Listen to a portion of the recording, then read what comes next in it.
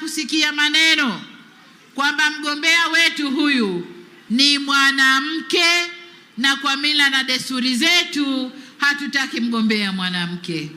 Kwenye maendeleo, ndugu zangu, hakuna mwanamke, hakuna mwanamume. Mimi ninayesema hapa, Rais wa Jamhuri ya Muungano wa Tanzania, ndani ya miaka 4 nimefanya makubwa sana. Sasa ingekuwa mwanamke hawezi, nisingeweza kuyafanya. Mungu alituomba wote na akili sawa, akatupa na uwezo wa kufikiri. Ukiwa mwanamke unafikiri, ukiwa mwanamume unafikiri. Tena mwanamke muaminifu zaidi na mtendaji zaidi kwa sababu ya woga kuliko mwanamume. Nataka niwaambie ndugu zangu, niwaambie wazee wetu, pamoja na mila na desturi zetu, na nimeanza kusikia, mwenyekiti umeondoka, lakini nimeanza kusikia maneno pia kwamba huko CCM mara sisi wametupa wagombea 4 wanawake. Kwani wanawake wana nini?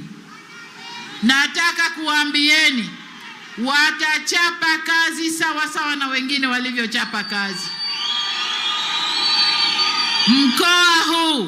Mkoa huu utaendelezwa na wanawake na wanaume wote kwa mshikamano wetu. Hata mimi nilivyoingia, kuna waliobeza kwamba sitaweza, lakini leo tunazungumza mengine.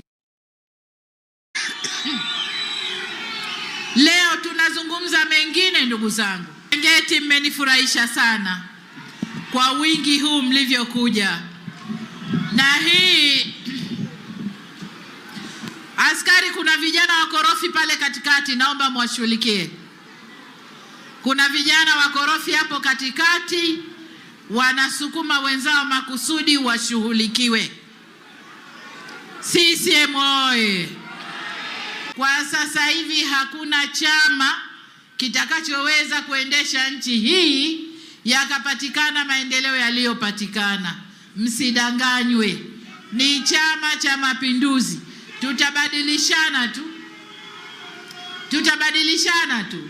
Atatoka Mkapa kaingia Kikwete, atatoka Kikwete kaja Magufuli, kaingia Samia, atatoka ingie mwingine, lakini ni CCM ndiyo iliyojenga nchi hii na inayoweza kujenga nchi hii. Ndiyo iliyoachiwa misingi ya falsafa za kisiasa na kisera na waasisi wetu na baba wetu wa taifa ambaye ni Bwana Mara huku. Kwa hiyo msije mkamwangusha baba wa taifa.